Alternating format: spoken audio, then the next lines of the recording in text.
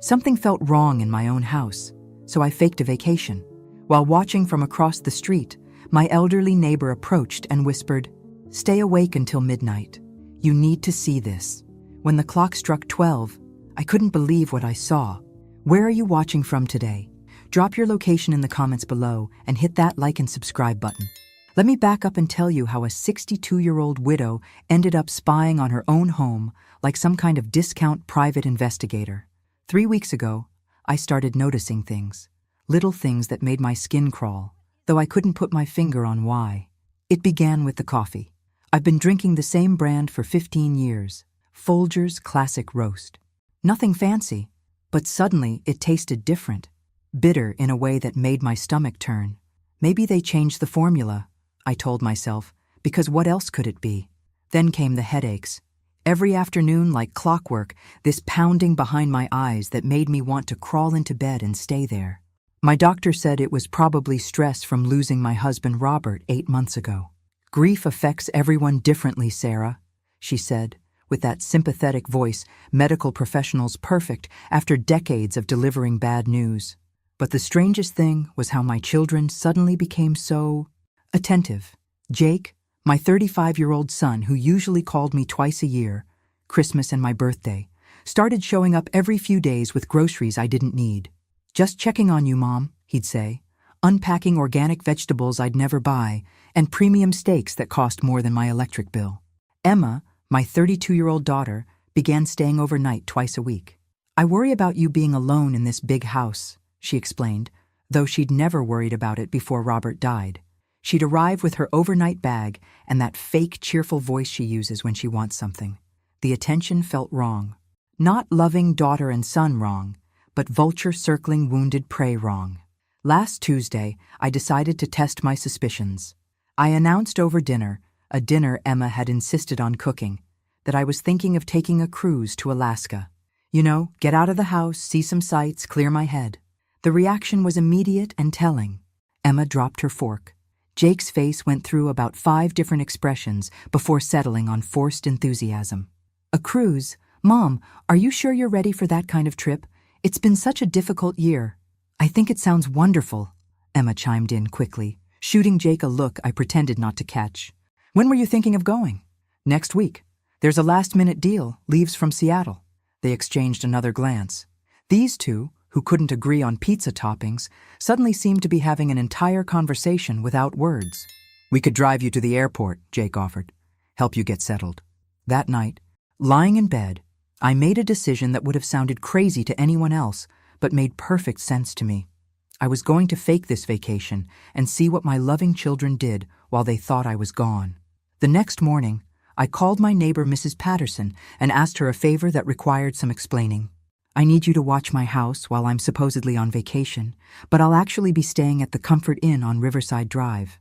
Mrs. Patterson, bless her paranoid heart, didn't even hesitate. "Something's not right with those kids of yours. I've been thinking it for weeks. Harold said I was being nosy, but a woman knows when something smells fishy." So here I was, 3 days into my fake cruise, sitting in my rented Honda Civic across the street from my own house at 11:45 p.m., wondering if I'd finally lost my mind. The house was dark except for the porch light I'd left on a timer. At exactly 11:58, Mrs. Patterson appeared beside my car like some kind of elderly ninja. I nearly jumped out of my skin. "They're here," she whispered, sliding into my passenger seat without invitation. "Been watching since 10 o'clock. Your boy Jake arrived first, then Emma about an hour later. They're moving around in there with flashlights." My heart started pounding. "Moving around doing what?" Mrs. Patterson checked her watch. 2 more minutes. You'll see." At midnight, every light in my house blazed on simultaneously. Through the windows, I could see Emma in my kitchen, wearing rubber gloves and pulling items out of cabinets. Jake was in the living room, systematically photographing everything with his phone. They moved through my house like they owned it, touching my things, examining my furniture, going through my personal belongings with the efficiency of professional appraisers. "How long have they been doing this?" I whispered. Mrs. Patterson's voice was grim. "Every night since you've been gone. They show up after midnight, stay until about 4 in the morning. Tonight's different, though. Tonight they brought boxes." As if on cue, Jake disappeared into the garage and returned with several large cardboard boxes. He began carefully packing my mother's china, the set I'd inherited when she died 5 years ago, the set worth nearly $10,000. Emma emerged from the kitchen, carrying my jewelry box, the one containing my grandmother's pearl necklace and the diamond earrings Robert gave me for our 20th anniversary. I watched my children systematically loot my home while they thought I was on a cruise ship eating buffet food and playing bingo. Mrs. Patterson patted my hand. "Honey, we need to call the police." But I was already thinking something else entirely, something that would have made Robert laugh if he'd been there to see it. My children thought they were so clever, waiting until dear old Mom was safely out of the way to divide up her assets. What they didn't know was that dear old Mom had learned a few things about being underestimated. I pulled out my phone and started recording. "Not yet," I told Mrs. Patterson. "First, I want to see exactly how deep this rabbit hole goes." The next morning, I called Jake from my hotel room, putting on my best confused elderly mother voice. "Honey, I'm having the strangest problem. I can't seem to find my grandmother's pearl necklace in my jewelry box. I could have sworn I left it right on top before I left for the cruise." There was a pause that lasted about 3 heartbeats too long. "Mom, you're on a cruise. How could you be looking in your jewelry box?" Damn. I'd slipped up. Time for some creative storytelling. "Oh, I meant when I was packing, sweetheart. I wanted to bring it with me for the captain's dinner, but I couldn't find it anywhere. I'm starting to worry I'm losing my memory." "I'm sure it's just misplaced," Jake said quickly. "You know how you get when you're stressed. Remember when you couldn't find your reading glasses last month and they were on your head the whole time?" The condescending little tone in his voice made me want to reach through the phone and slap him. Instead, I played along. "You're probably right. My mind hasn't been the same since your father died. Sometimes I worry I'm developing dementia, like your great-aunt Helen." Another pause. Then Jake's voice got warmer, almost eager. "Mom, have you thought about what you want to do with the house? It's awfully big for one person." There it was, the real agenda. "Well, I suppose I should think about downsizing eventually. But not yet. Too many memories, you know." "Of course. But maybe we should start planning for the future. Emma and I have been talking, and we're concerned about you managing everything alone. The finances, the house maintenance, all of Dad's business affairs." I let him talk for another 10 minutes about their concerns for my well-being, all while taking notes on hotel stationery. Every suggestion they made boiled down to the same thing. Give us control of your assets now, before you're too senile to make decisions. After hanging up, I sat on the hotel bed staring at my phone. These were the children I'd raised, loved, sacrificed for. The ones I'd worked 2 jobs to put through college. The ones who'd called me crying when their marriages fell apart, when they lost jobs, when they needed someone to believe in them. And they were planning to rob me blind. My phone rang. "Emma." "Mom, Jake told me you called about your necklace. Are you feeling okay? You sound confused." The fake concern in her voice made my teeth clench. "I'm fine, dear. Just tired from all the activities on the ship. We did glacier viewing today, and I may have overdone it." "About the necklace, Mom, I have an idea. When you get home, why don't Jake and I help you go through your jewelry? Maybe organize it better, make sure everything valuable is properly secured? That's sweet of you to offer, but I insist. In fact, maybe we should think about getting a safety deposit box for your most valuable pieces. You never know these days with break-ins and such. A safety deposit box that they'd undoubtedly want access to." "How thoughtful." "We'll see, dear. I should go. The evening show is starting soon." After Emma hung up, I called Mrs. Patterson. "I need you to do something for me. Tonight, I want you to call the police if you see them in my house again. Tell them you're concerned about a break-in." "Are you sure?" "They are your children." "That's exactly why I'm sure." At 12:30 a.m., Mrs. Patterson called. "Police are here. Your kids are trying to explain to the officers that they have permission to be there. And the officers want to speak with you directly. They need confirmation that you gave them permission to be in your house while you're away." This was the moment of truth. I could cover for them, pretend this was all a misunderstanding, let my children continue their midnight treasure hunting expedition. Or I could tell the truth and watch their carefully planned scheme crumble. "Transfer me to the officer." "Mrs. Mitchell? This is Officer Rodriguez.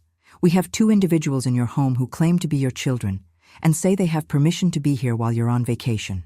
Can you confirm this? I took a deep breath. Officer Rodriguez, I never gave my children permission to be in my house while I'm away. In fact, I specifically told them I wanted the house completely secure while I was gone.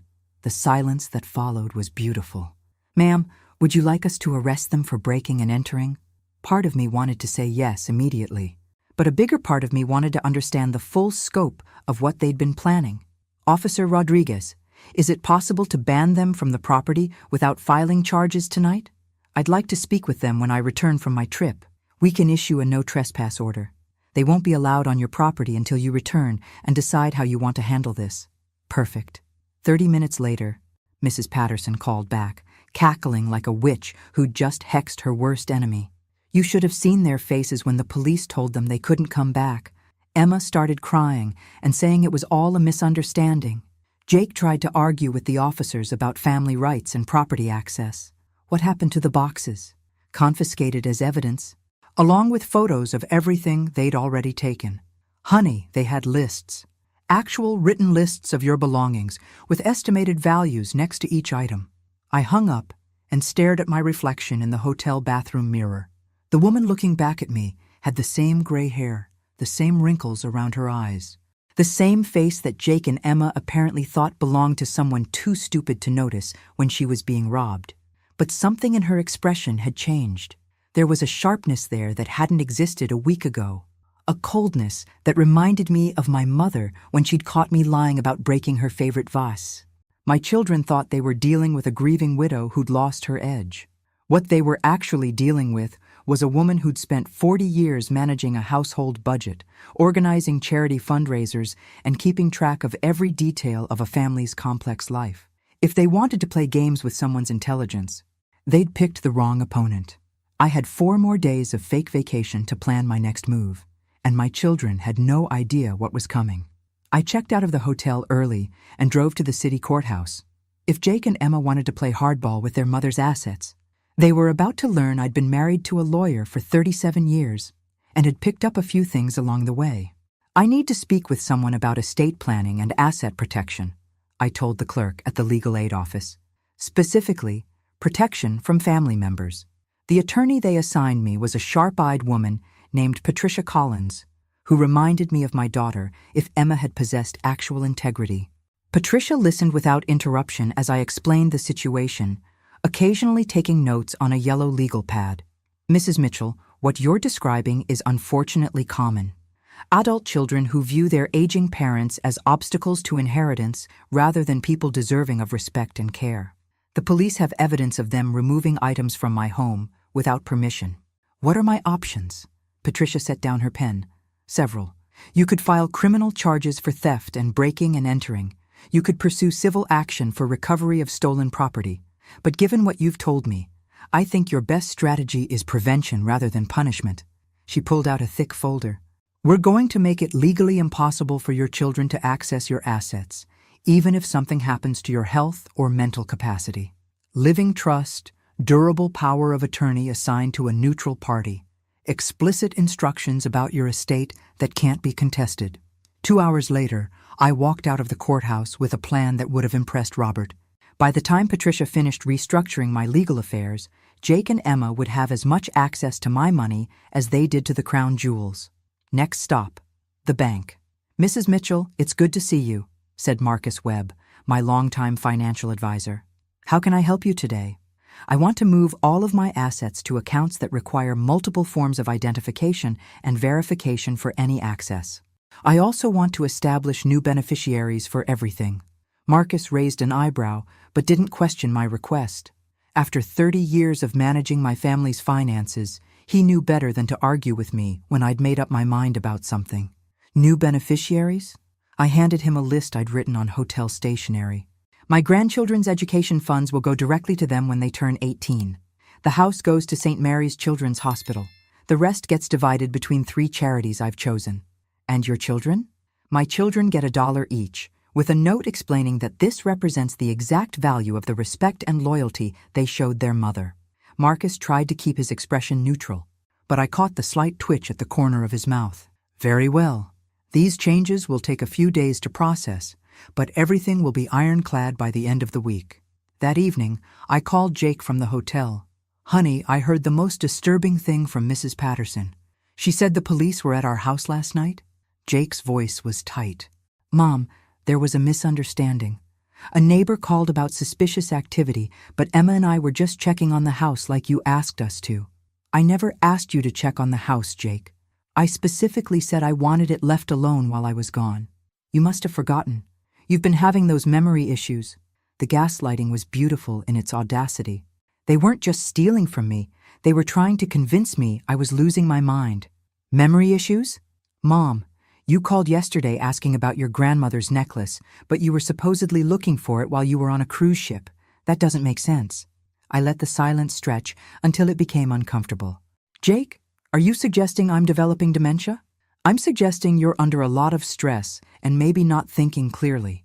Emma and I are worried about you. We think you should see Dr. Morrison when you get back." Dr. Morrison, who'd known me for 15 years and would never agree that I was incompetent. Unless, of course, my children had been laying groundwork there too. That's a good idea. In fact, I think I should have a complete cognitive evaluation, just to put everyone's minds at ease. Jake's relief was audible. "That's great, Mom. Really great. We just want to make sure you're okay." After hanging up, I called Dr. Morrison's office. "This is Sarah Mitchell. I'd like to schedule a comprehensive cognitive assessment. I'm concerned my children may be questioning my mental capacity." Dr. Morrison's nurse put me through immediately. "Sarah, what's this about cognitive assessment? You were just here 2 months ago, and you were sharp as ever." "Jonathan, I need you to document my mental state thoroughly. I suspect my children are planning to have me declared incompetent." The pause that followed told me Dr. Morrison understood the implications. "Sarah, I've seen this before. Adult children who mistake inheritance anxiety for genuine concern about a parent's well-being. Come in Friday morning.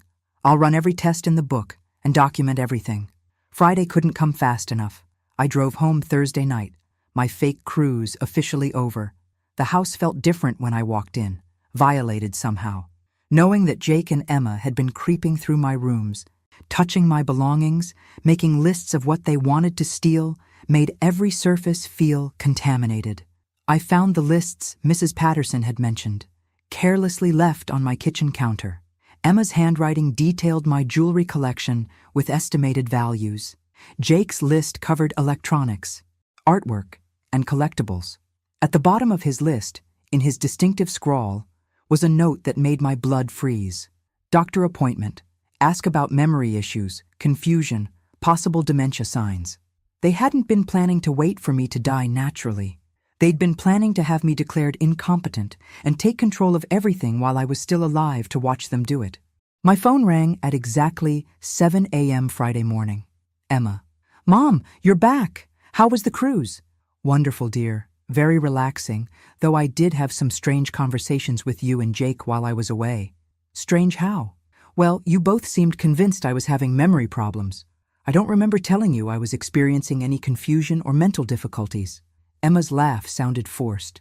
"Oh, you know how we worry. We just want to make sure you're taking care of yourself." Speaking of taking care of myself, I made an appointment with Dr. Morrison today for a complete cognitive evaluation.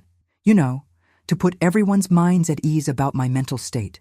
The silence lasted so long, I thought we'd been disconnected. "Emma, are you there?" "Yes, sorry. I was just..." "That's great, Mom. Really great. Jake and I could drive you if you'd like." "No need. I'm perfectly capable of driving myself to a doctor's appointment." After hanging up, I smiled at my reflection in the hallway mirror. The woman looking back at me was about to ace every cognitive test Dr. Morrison threw at her, and then she was going to show her children exactly how sharp her mind really was. They wanted to play games with their mother's mental competency? Game on. Dr. Morrison's cognitive evaluation took 3 hours and covered everything from basic memory tests to complex problem-solving scenarios. When we finished, he leaned back in his chair with the expression of someone who'd just witnessed a master class. "Sarah, your cognitive function is not only normal for your age, it's exceptional. Your memory, reasoning, and processing speed would be impressive for someone 20 years younger. I'd like that documented thoroughly." Already done. I'm also noting in your file that this evaluation was requested due to family concerns that appear to be unfounded. He paused. Sarah, in 30 years of practice, I've learned to recognize the difference between genuine cognitive decline and family members who are eager to assume control of an aging parent's affairs. I drove home with Dr.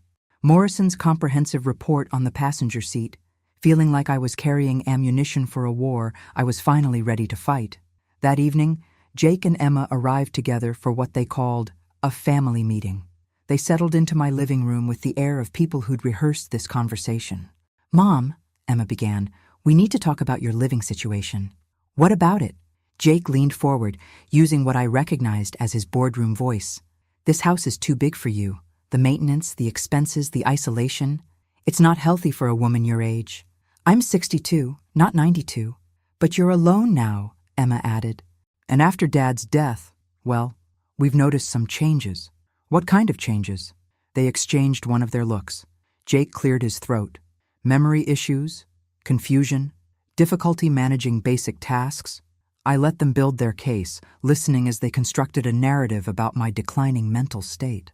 According to my loving children, I'd forgotten conversations, missed appointments, seemed disoriented during phone calls, and showed signs of general cognitive deterioration. It was a masterful performance, delivered with just the right amount of concerned love and reluctant honesty. If I hadn't known they were lying, I might have been convinced myself. "So what do you suggest?" I asked when they finished. Emma brightened. "We've been looking at some lovely assisted living communities. Nothing too restrictive, just places where you'd have help with daily activities and someone to check on you regularly." "And the house?" "We'd handle selling it for you," Jake said quickly. "Take care of all the paperwork, the real estate details, everything. You wouldn't have to worry about any of it." "How thoughtful. And my other assets?" Another exchange of glances. Emma took this one. "We think it would be easier if Jake and I helped manage your finances, just temporarily, until you're settled in your new place." I nodded thoughtfully. "And you found these assisted living places already?" "We've done some research," Jake admitted. "There's one called Golden Sunset Manor that we think would be perfect. They have immediate availability. Immediate availability. For a woman who, according to you, can barely remember her own name." The temperature in the room dropped about 10 degrees. Emma's smile faltered. "Mom, that's not... We never said..." I stood up and walked to my desk, returning with Dr. Morrison's report. "I had that cognitive evaluation you suggested. The results were quite interesting." Jake's face went pale. "What did Dr. Morrison say?" I opened the report and began reading. "Patient demonstrates superior cognitive function across all measured domains. Memory, processing speed, executive function, and reasoning ability all score in the 95th percentile for her age group.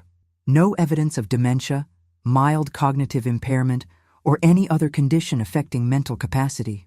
The silence that followed was deafening. "Furthermore," I continued, "Dr. Morrison noted that this evaluation was requested due to family concerns that appear to be entirely without medical basis." Emma started to speak, but I held up my hand. "I'm not finished. I also had some interesting conversations with my attorney and financial advisor this week. It seems my estate planning needed some updating." Jake found his voice. "Mom, we can explain..." "Explain what?"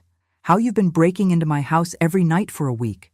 How you made lists of my possessions with their estimated values. How you planned to have me declared incompetent so you could steal everything I own." Emma's eyes filled with tears. "We weren't stealing. We were trying to protect you." "From what?" "From making bad decisions with Dad's money. From being taken advantage of by strangers when you're vulnerable." The audacity was breathtaking. "So you decided to take advantage of me instead?" Jake stood up abruptly. "Mom, you're being unfair." "We're your children. We love you." "No," I said quietly. "You love what you think you're entitled to inherit, but you don't love me enough to wait for me to die naturally before you start dividing up my assets." I walked to the front door and opened it. "I want both of you to leave. Don't come back unless you're invited." Emma was crying openly now. "Mom, please. We can work this out. We made mistakes, but we're still family. Family doesn't rob family, Emma. Family doesn't try to convince their mother she's losing her mind so they can steal her inheritance." Jake tried one last approach. You can't just cut us out of your life. We're your children. I looked at this man I'd raised. This person I'd loved unconditionally for 35 years and felt nothing but disappointment. You stopped being my children the moment you started seeing me as an obstacle to your financial plans. They left, but not before Jake turned back with an expression I'd never seen before. Cold, calculating, dangerous. This isn't over, Mom. You need us more than you think.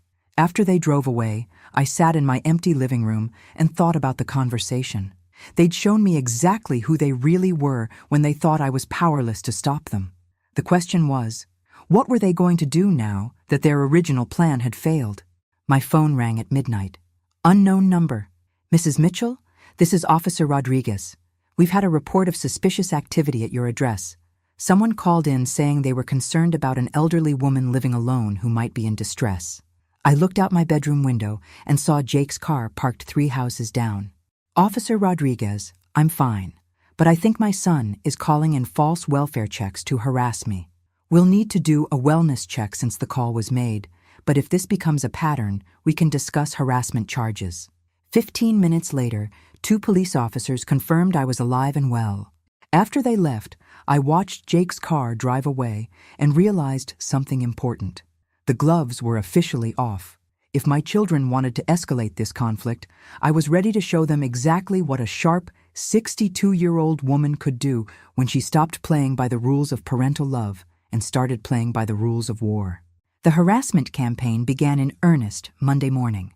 First, it was Adult Protective Services calling about concerns raised by family members regarding my ability to live independently.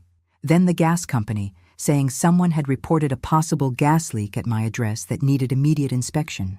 By noon, I'd received visits from paramedics responding to a medical emergency, a social worker investigating reports of self-neglect, and a fire inspector checking on safety violations in my home.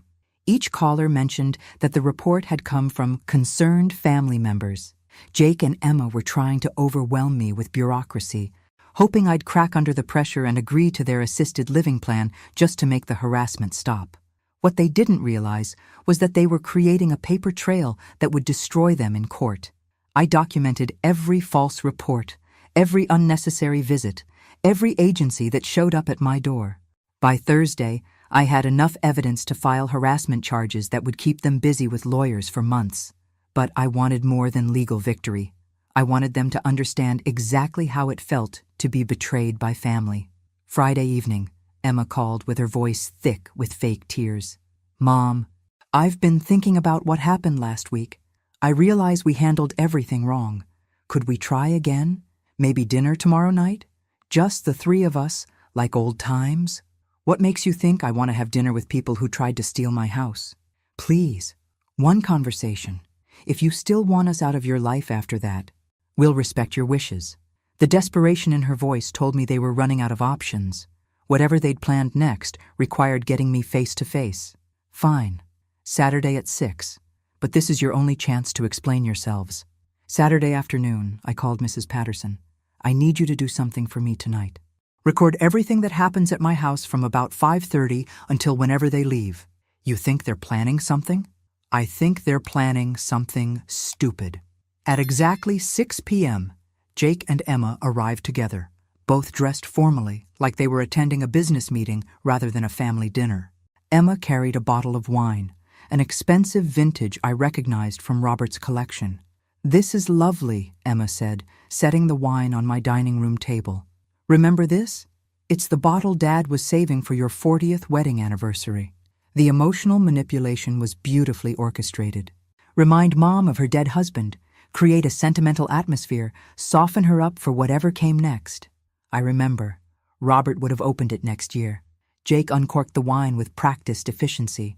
Maybe we should have a toast. To Dad's memory and to family.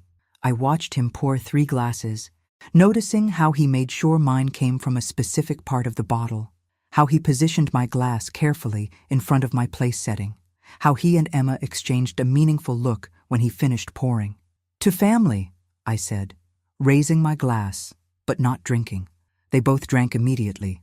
I pretended to sip mine while keeping it at my lips without swallowing. Mom, Emma began, we owe you an apology. What we did was wrong. Very wrong, Jake added. We let our concern for your welfare cloud our judgment. For the next hour, they delivered the most convincing apology I'd heard since Emma was 8 years old and had broken my mother's antique vase. They admitted their mistakes, expressed genuine remorse, and promised to respect my independence going forward. It was complete bullshit, but it was expertly delivered bullshit. Halfway through their performance, I began to feel dizzy. The room started spinning slightly, and my thoughts became foggy around the edges. Whatever they'd put in the wine was working. I excused myself to use the bathroom, secretly dumping the rest of my wine down the sink and splashing cold water on my face. When I returned, both of them were watching me carefully. "Are you feeling all right, Mom?" Emma asked with perfect concern. "You look a little pale." "Just tired. It's been a stressful week." "Maybe you should sit down," Jake suggested. "You seem unsteady." I played along, allowing myself to appear more affected than I actually was. Within minutes, they were both expressing concern about my sudden health episode. "I think we should call Dr. Morrison," Emma said. "This isn't normal." "No need," I mumbled, letting my words slur slightly. "Just need to rest." Jake was already on his phone. "I'm calling 911. Mom, you might be having a stroke." And there it was. The end game. Drug their mother with something that would mimic a medical emergency, get her hospitalized, then claim she was too mentally impaired to make decisions about her own care.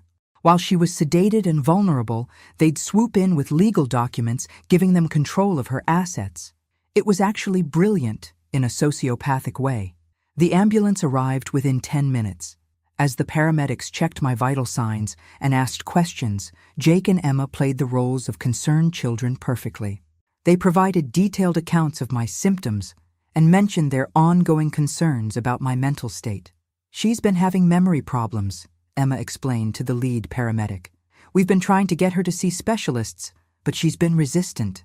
"Has she seemed confused or disoriented lately?" the paramedic asked. "Very confused," Jake confirmed. "She's been forgetting conversations, missing appointments. Sometimes she doesn't recognize familiar places." I lay on the stretcher, listening to my children systematically destroy my reputation with a pack of lies, and felt something inside me turn to ice. This wasn't just theft. This was elaborate, premeditated abuse designed to strip me of my dignity, my autonomy, and my identity. At the hospital, I was admitted for observation while they ran tests to determine what had caused my episode. Jake and Emma maintained their vigil by my bedside, playing the devoted children for every nurse and doctor who entered the room. Around midnight, when they thought I was sleeping, I heard them talking quietly in the hallway. "The blood tests will show the sedative," Emma whispered. "How do we explain that?" "We don't," Jake replied. "We stick to the story that she's been having episodes like this for weeks. Memory problems, confusion, disorientation. By the time the doctors finish evaluating her mental state, we'll have enough evidence for a competency hearing. And if she tries to fight it? Who's going to believe a confused old woman over her 2 loving children who've been trying to get her help for months?" I closed my eyes and smiled in the darkness. They thought they'd won. What they didn't know was that every word of their hallway conversation was being recorded by the phone hidden in my hospital gown pocket. And tomorrow they were going to discover that underestimating their mother had been the biggest mistake of their lives. I was discharged from the hospital Sunday morning with a clean bill of health and a toxicology report showing trace amounts of zolpidem in my system, a sleeping medication I'd never been prescribed. When Dr. Morrison reviewed the results, his face went dark. "Sarah, someone drugged you. This level of zolpidem would cause exactly the symptoms the paramedics documented: dizziness, confusion, slurred speech. I know who did it. We need to call the police immediately." "Not yet. I want to see how far they're willing to go." "Doctor." Morrison stared at me like I'd lost my mind. "Sarah, they poisoned you. They could have killed you. But they didn't kill me. They underestimated me. And now I'm going to show them what happens when you underestimate someone who has nothing left to lose." "Monday morning," Emma called with her voice full of concern. "Mom, how are you feeling? You gave us such a scare Saturday night." "Better, thank you, though I'm still confused about what happened. The doctor said it could be related to the stress and memory issues you've been experiencing. Jake and I think it's time to seriously consider that assisted living community we discussed." Maybe you're right. Could you set up a tour? The relief in Emma's voice was audible. Of course. I'll call Golden Sunset Manor today and arrange something for this week. That would be wonderful, dear. I'm starting to realize I might need more help than I've been willing to admit. After hanging up, I called Patricia Collins at Legal Aid. I need you to do something for me. I want you to contact Golden Sunset Manor and inquire about their procedures for admitting new residents. Specifically, I want to know what documents they require for someone whose adult children are claiming she's mentally incompetent. Sarah, what are you planning? I'm planning to let my children dig their hole a little deeper before I bury them in it. Tuesday afternoon. Jake and Emma arrived to drive me to the assisted living facility. As we pulled into the parking lot, I noticed how they both relaxed, like they were finally reaching the finish line of a difficult race. Golden Sunset Manor was exactly what you'd expect from a place designed to warehouse inconvenient elderly people. Beige walls, fluorescent lighting, and the smell of industrial disinfectant masquerading as cleanliness. The staff spoke to residents in the sing-song voice usually reserved for toddlers. Our tour guide was a perky woman named Brenda, who treated me like I was already incapable of making my own decisions. Now, Mrs. Mitchell, the wonderful thing about our community is that you won't have to worry about any of those complicated daily tasks anymore. We'll handle your medications, your finances, your meal planning, everything. What about visitors? I asked. Family members are welcome anytime, of course. In fact, we encourage children to be very involved in their parents' care decisions. Jake stepped forward. Actually, we have some concerns about Mom's ability to make sound decisions lately. What's your procedure for situations where family members need to take a more active role? Brenda's smile became more professional. We work closely with families to ensure the best outcomes for our residents. When cognitive issues arise, we can facilitate the legal processes necessary to protect everyone involved. Legal processes? Guardianship procedures, competency evaluations, asset management transitions. We have partnerships with attorneys who specialize in elder law. I felt like I was touring a sophisticated scam operation designed to strip elderly people of their rights and money with a veneer of medical legitimacy. How soon could someone move in? Emma asked. For someone in Mrs. Mitchell's situation, we could expedite the process, perhaps as early as next week, if the paperwork is handled quickly. As we drove home, Jake and Emma were practically giddy with excitement. They thought they'd found the perfect solution, a place that would collaborate in their efforts to control my life while providing legal cover for their actions. What did you think, Mom?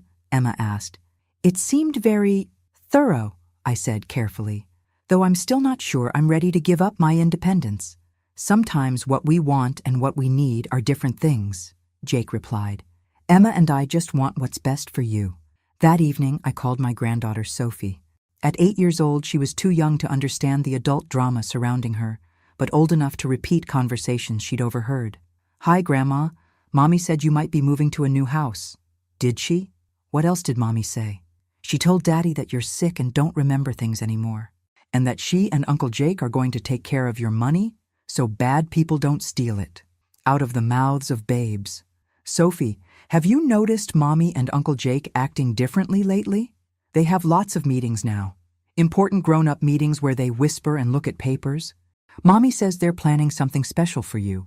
After hanging up with Sophie, I sat in my kitchen looking at the wine glass Jake had poured for me Saturday night. I'd saved it as evidence, but now I realized it represented something more important than proof of their crime. It represented the moment my children stopped seeing me as their mother and started seeing me as their victim. Wednesday morning, I called Golden Sunset Manor and asked to speak with the administrator. This is Sarah Mitchell. My children brought me for a tour yesterday, and I have some questions about your admission procedures. Of course, Mrs. Mitchell. How can I help you? I want to understand exactly what documents would be required if my family tried to admit me against my will. There was a pause. Mrs. Mitchell, are you concerned about being forced into admission? I'm concerned about my children's motivations, and I want to know what legal protections I have. The administrator's tone became more serious. Mrs. Mitchell, no one can be admitted to our facility against their will unless there's been a legal determination of incompetency. If you have concerns about your family's intentions, you should consult with an attorney. I already have, but I wanted to understand your role in this process. Ma'am, if you're calling to warn us about a potential fraudulent admission attempt, We take those concerns very seriously. I smiled. That's exactly what I'm doing. Thursday morning, Jake called with barely contained excitement. Mom, we've been thinking. Maybe you should move to Golden Sunset sooner rather than later. The stress of managing everything alone doesn't seem healthy for you. How soon were you thinking? This weekend. I know it seems fast, but they have availability, and after what happened Saturday night, Emma and I are really worried about you living alone. This weekend? I let my voice sound uncertain and frightened. That's very sudden. Sometimes sudden changes are exactly what we need. Fresh start, new environment, people to take care of you properly. I suppose, if you think it's best. We do, Mom. We really do. In fact, we've already started working on the paperwork. Of course they had. I hung up and immediately called Patricia Collins. They're making their move this weekend. Are you ready? Sarah, are you absolutely certain you want to go through with this? What you're planning is risky. Not as risky as letting them succeed. Friday afternoon, I received a call from Brenda at Golden Sunset Manor. Mrs. Mitchell, your son contacted us about an emergency admission for this weekend. However, we wanted to speak with you directly before proceeding. An emergency admission? He indicated you'd had another medical episode and that your family was concerned about your safety living alone. Jake was moving fast, trying to get me committed before I could change my mind or seek legal help. Brenda, I need to tell you something important. My children are attempting to have me falsely admitted so they can gain control of my assets. I am not experiencing any medical or cognitive issues, and I do not consent to admission to your facility. Mrs. Mitchell, these are serious allegations. Yes, they are, and I have evidence to support them. That evening, Jake and Emma arrived at my house with suitcases and moving boxes. They'd brought a moving truck and several men to pack my belongings. Surprise, Emma said with forced cheer. We decided to help you pack so the transition would be easier. I watched them direct strangers through my home, boxing up my life with the efficiency of professional movers. They'd planned every detail, anticipated every obstacle, prepared for every contingency. Everything except the possibility that their mother was smarter than they were. As the movers loaded my furniture into their truck, I smiled and played the role of grateful, confused elderly woman one last time. Tomorrow, my children were going to learn that some games have consequences they never saw coming. Saturday morning arrived with the kind of crisp clarity that makes everything seem possible. I woke up at 5 a.m., made coffee in my empty kitchen, and reviewed my battle plan one final time.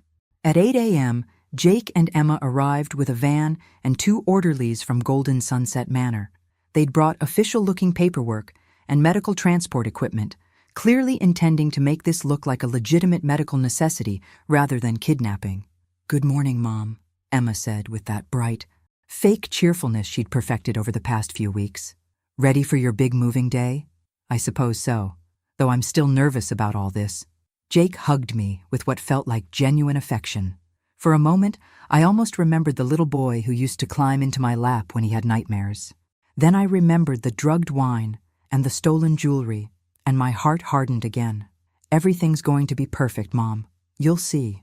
The orderlies introduced themselves politely and began checking their equipment. These weren't criminals. They were healthcare workers who'd been told they were helping an elderly woman transition to appropriate care. Mrs. Mitchell, one of them said kindly, we're here to make sure you get to your new home safely and comfortably. I nodded and played my part. Thank you. I appreciate your help. What happened next would have been funny if it weren't so horrifying. Jake presented the orderlies with paperwork that allegedly gave him medical power of attorney and authorization to make care decisions for his cognitively impaired mother. Emma showed them a letter, supposedly from Dr. Morrison, recommending immediate placement in supervised care. Both documents were expertly forged. The orderlies, following protocol for what they believed was a legitimate medical transport, began preparing to escort me to their van. That's when Patricia Collins arrived, with 2 police officers and a court clerk. Excuse me, Patricia announced in her lawyer voice. I represent Mrs. Mitchell, and I have a court order suspending any attempt to remove her from her home. The orderlies stopped immediately. Jake's face went pale. Emma started talking rapidly, trying to explain that this was all a misunderstanding. Officers, Patricia continued, I believe you'll find that Mr. and Mrs. Henderson here are attempting to commit fraud by using forged medical documents to forcibly remove a competent adult from her home. One of the police officers stepped forward. Ma'am, we'll need to see those documents. Jake handed over the forged power of attorney with hands that were visibly shaking. Emma tried to run, before the second officer gently but firmly asked her to stay put. The court clerk examined the documents with the eye of someone who'd seen every type of fraud imaginable. These are forgeries, she announced. The signatures don't match the ones on file, and Dr. Morrison's office confirmed this morning that he never wrote any such letter.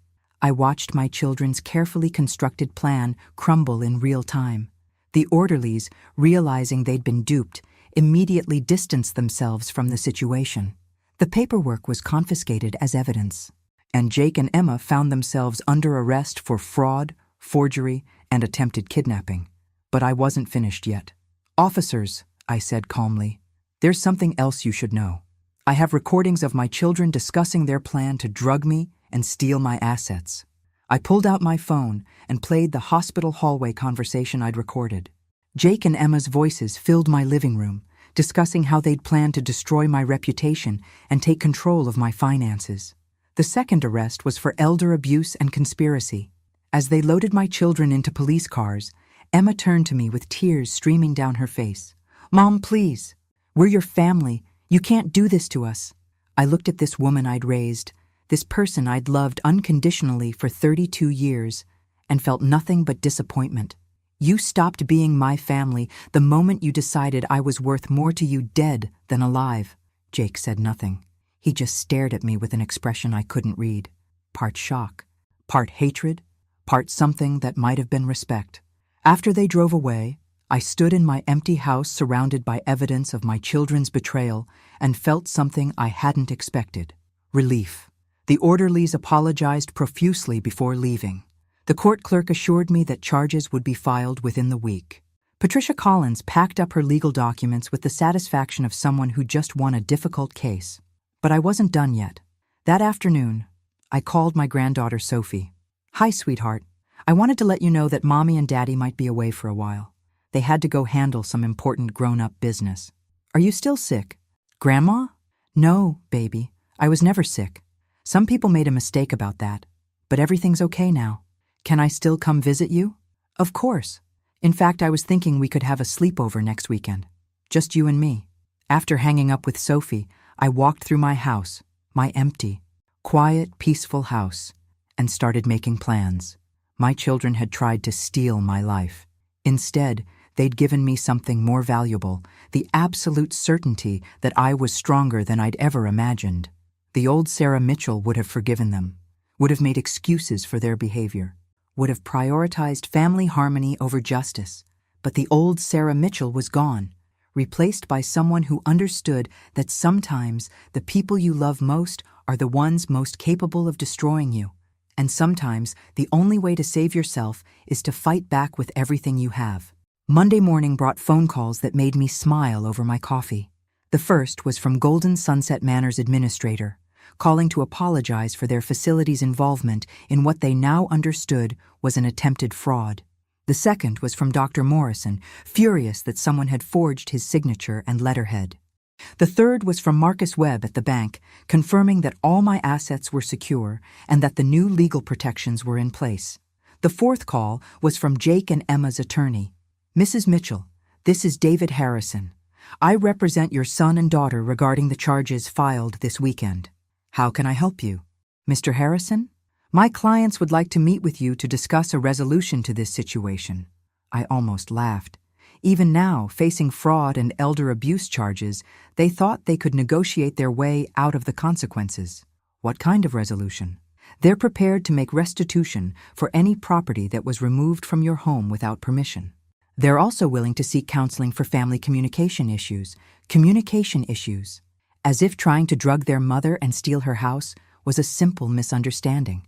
Mr. Harrison, your clients attempted to have me forcibly committed to steal my assets. They drugged me with prescription medication. They forged legal documents. These aren't communication issues. These are felonies. Mrs. Mitchell, I understand you're upset, but destroying your children's lives won't help anyone. They're both facing serious jail time. Emma could lose her teaching license. Jake could lose his business. They should have considered those consequences before they decided to commit crimes against their mother. Is there anything that might convince you to consider a plea agreement? I thought about it for exactly 2 seconds.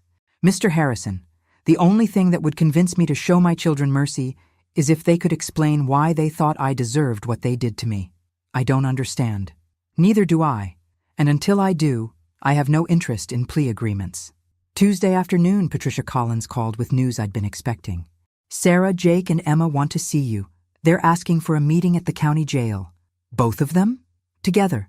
Their attorney says they want to apologize and explain their actions. I considered this. Part of me wanted to refuse, to let them sit in jail wondering if their mother would ever speak to them again. But a bigger part of me needed to understand how the children I'd raised had become people capable of such elaborate cruelty. Set it up. Wednesday morning, I walked into the county jail's visiting room wearing the navy blue dress I'd worn to Robert's funeral. I wanted Jake and Emma to see exactly who they'd been dealing with. Not a confused elderly woman, but a person who deserved their respect. They looked terrible. Emma's eyes were red from crying, her hair unwashed, her usual perfect appearance completely shattered. Jake looked like he hadn't slept in days, his expensive suit replaced by an orange jumpsuit that made him look smaller and younger than his 35 years. "Mom," Emma started, her voice breaking. "Thank you for coming." I sat down across from them and waited. If they wanted to explain themselves, they could do it without my help. Jake cleared his throat. "We know what we did was wrong." "Do you?" "Because your lawyer seems to think this was a communication problem." "It wasn't a communication problem," Emma said quickly. We were scared." "Scared of what?" They exchanged one of their looks, but this time it was full of shame rather than conspiracy. "After Dad died," Jake began, "we started thinking about what would happen to you, the house, the money, everything he'd worked for." "And?" Emma leaned forward. "We were scared you'd get remarried, or that some con artist would convince you to change your will. We've seen it happen to other families." I stared at them. "So you decided to con me yourselves?" "We decided to protect the family assets," Jake said, then winced at how that sounded. We thought if we could just manage things for you, make sure everything stayed in the family. You thought you could steal from me for my own good." "It wasn't supposed to be stealing," Emma insisted. "We were going to take care of you. You would have had everything you needed, everything except my freedom, my dignity, and my right to make my own decisions." The silence stretched until it became unbearable. Finally, Jake spoke. "Mom, we know we fucked up. We know we hurt you, but we never wanted to hurt you." "Then explain the drugged wine. Explain the forged documents. Explain how you plan to have me declared incompetent." Emma started crying again. "We got in too deep. It started with just wanting to protect you, but then we realized you were smarter than we'd given you credit for, and we panicked. So you decided to eliminate my intelligence as a factor? We thought if you seemed confused, if there was medical documentation of cognitive decline, it would be easier to convince you to let us help." "Help," I repeated. "Is that what you call it?" Jake looked me directly in the eyes for the first time since I'd arrived. "Mom, we're sorry. We're genuinely, completely sorry. What we did was unforgivable."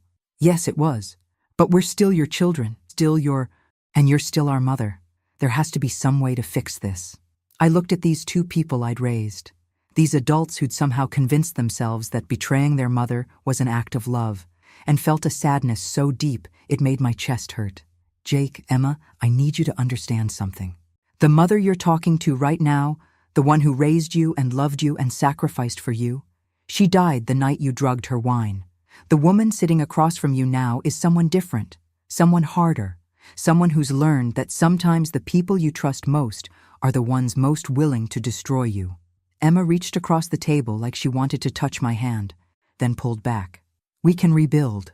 We can earn your trust back." "No," I said gently. "You can't, because I will never again be vulnerable enough to trust you. And a relationship without trust isn't a relationship at all." I stood up to leave, then turned back. "I want you to know that I don't hate you. I'm disappointed in you. I'm heartbroken by what you chose to become. But I don't hate you. Then why won't you help us? Jake asked desperately. Because helping you now would mean teaching you that there are no real consequences for betraying the people who love you. And you're too old for me to still be responsible for teaching you right from wrong. I walked out of the jail and didn't look back. That evening, I called Sophie and arranged for her to spend the weekend with me. 8 years old, bright and curious and completely innocent of her parents' crimes.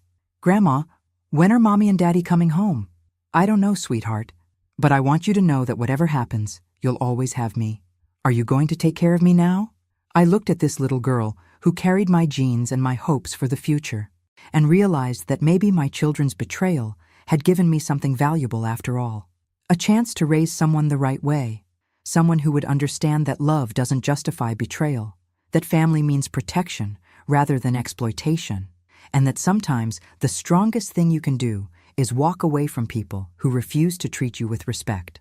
Yes, baby, I'm going to take care of you. For the first time in weeks, I felt genuinely hopeful about the future.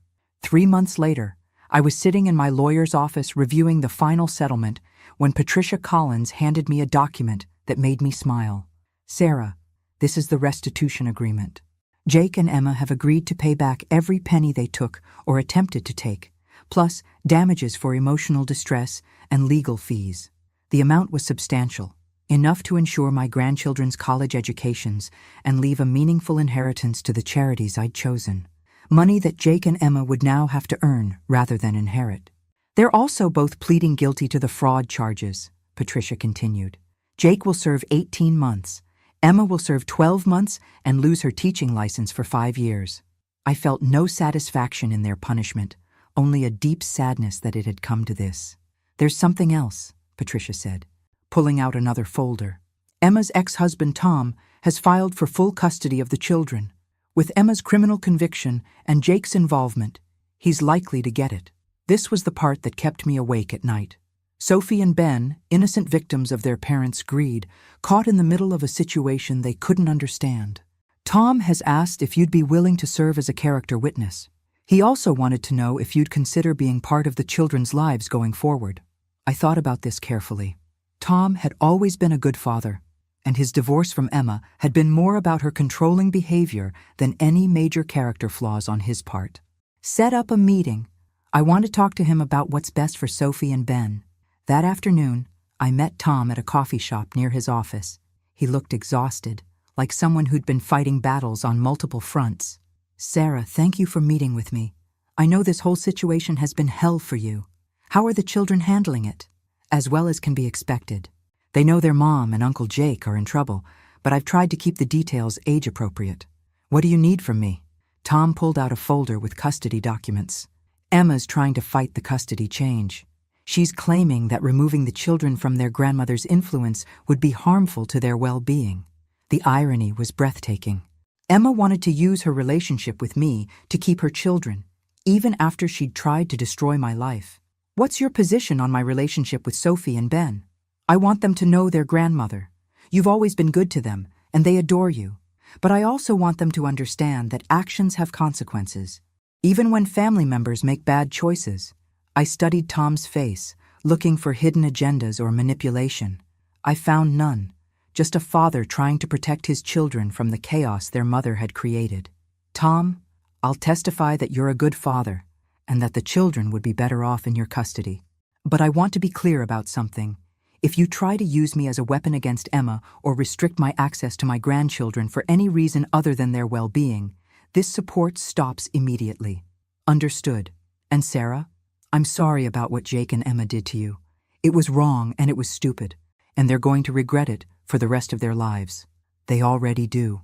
The custody hearing was scheduled for the following month. In the meantime, I spent time with Sophie and Ben, taking them to parks and museums and trying to give them some stability in the chaos their world had become. Grandma, Sophie asked one afternoon while we were feeding ducks at the park, why can't I see Mommy anymore? I'd been dreading this question, but I'd prepared an answer that was honest without being cruel. Mommy made some very bad choices that hurt people. Now she has to face the consequences of those choices. But that doesn't change how much she loves you. Did she hurt you? Yes, sweetheart. She did. Are you mad at her? I thought about this carefully. I'm disappointed in her, and I'm sad that she chose to do things that hurt our family. But mad? Not anymore. Being mad takes too much energy, and I'd rather use my energy taking care of you and your brother." Sophie considered this with the seriousness of an 8-year-old processing adult concepts. Will she get better? I hope so, but that's up to her. The custody hearing went exactly as Tom and I had predicted.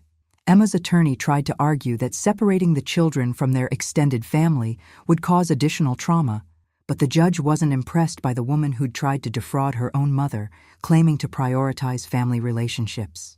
Tom was awarded full custody. I was granted generous visitation rights, and Emma lost yet another piece of the life she'd tried to steal from me. 2 weeks after the hearing, I received a letter from Emma in prison. The handwriting was shakier than usual, and there were water stains that suggested tears. "Mom, I know you probably won't read this, but I had to try. Every day in here, I think about what we did to you. Not just the legal stuff, but the betrayal. The way we made you feel like you were losing your mind. The way we treated you like an obstacle instead of our mother. I understand now why you can't forgive us. I understand that trust, once broken, the way we broke it, can never be repaired. But I want you to know that I see my children every day in here. Not literally, but in my mind. I see Sophie's face and Ben's laugh, and I know that I've lost them because of my own choices. I've lost them, and I've lost you. And I've lost any chance of being the daughter you deserved. I'm not asking for forgiveness. I'm not asking for another chance. I'm just asking you to please don't let my mistakes poison your relationship with my children. They need you. And maybe, in some small way, taking care of them might help heal some of the damage I've done. I love you, Mom. I know I have no right to say that anymore, but it's true. Emma." I read the letter 3 times, then put it in a box with all the other documents from this nightmare. Emma was right about one thing. Her mistakes wouldn't poison my relationship with her children. Sophie and Ben would grow up knowing they were loved, knowing they were safe, and knowing that family meant protection and support, not exploitation and betrayal. They would grow up to be better people than their mother had become. And maybe that would be justice enough. 6 months after the trials ended, I was sitting in my garden watching Sophie and Ben play on the swing set Tom had installed when my phone rang.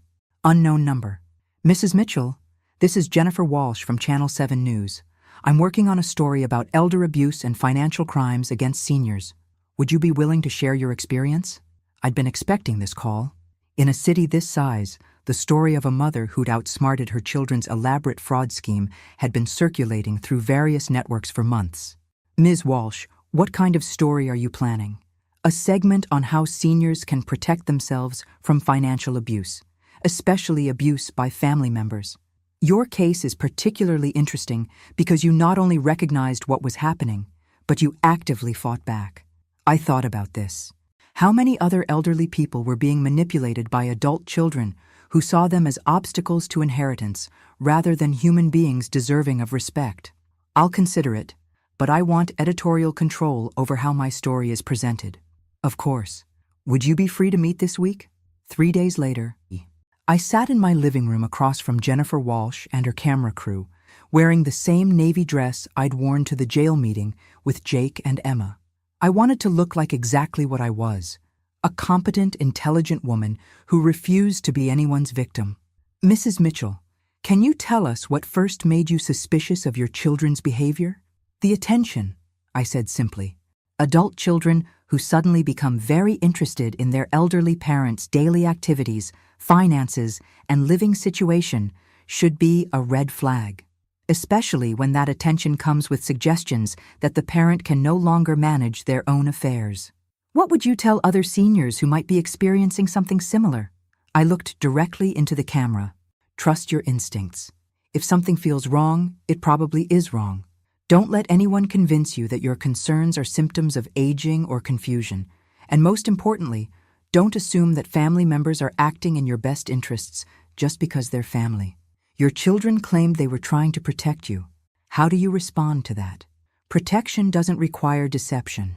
Protection doesn't require drugging someone's wine or forging legal documents.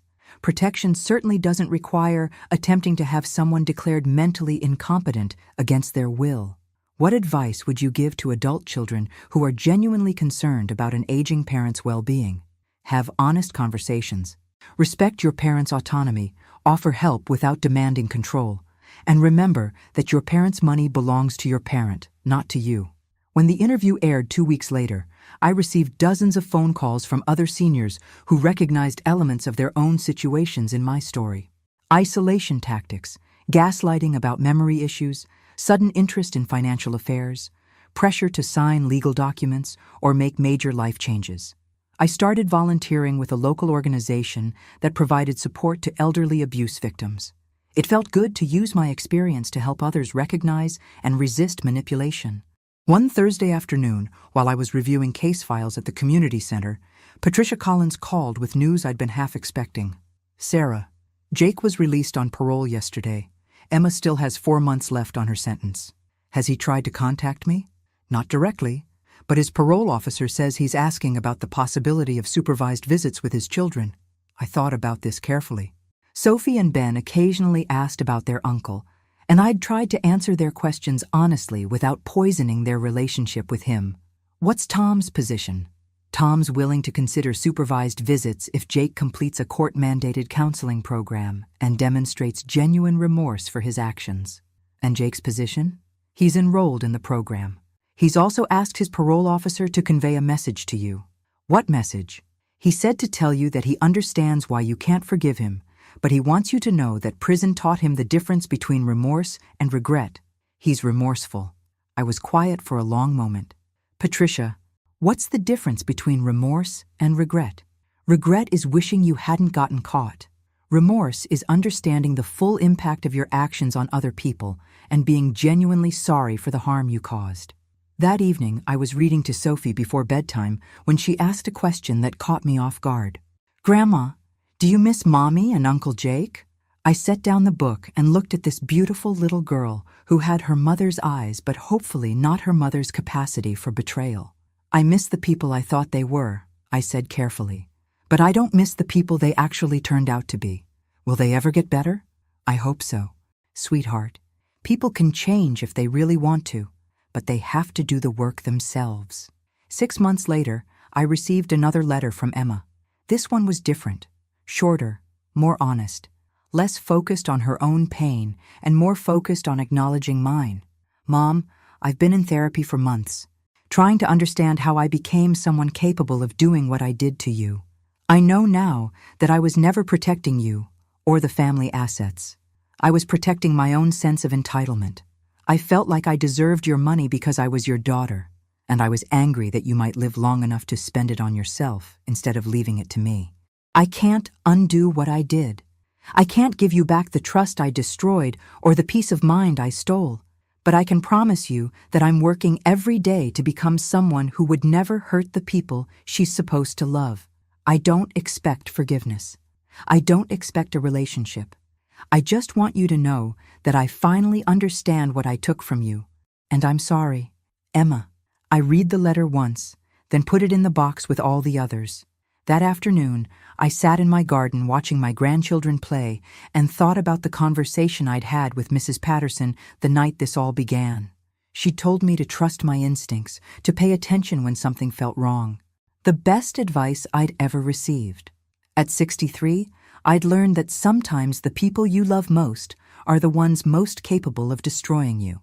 But I'd also learned that being vulnerable doesn't mean being powerless, and that sometimes the strongest thing you can do is refuse to accept unacceptable behavior, even from family. My children had tried to steal my life, my dignity, and my autonomy. Instead, they'd given me something more valuable: absolute certainty about my own strength and the knowledge that I would never again allow anyone to treat me as less than I was worth. Sophie ran over and climbed into my lap, her face flushed from playing. "Grandma, will you tell me a story?" I hugged her close and smiled. Once upon a time, there was a woman who learned that sometimes the most important battles are the ones you fight against people who claim they love you. Is it a happy story? I looked around my peaceful garden, at my secure home, at this precious child who would grow up understanding her own worth because I was here to teach her. It has a happy ending, and it did. Thanks for listening.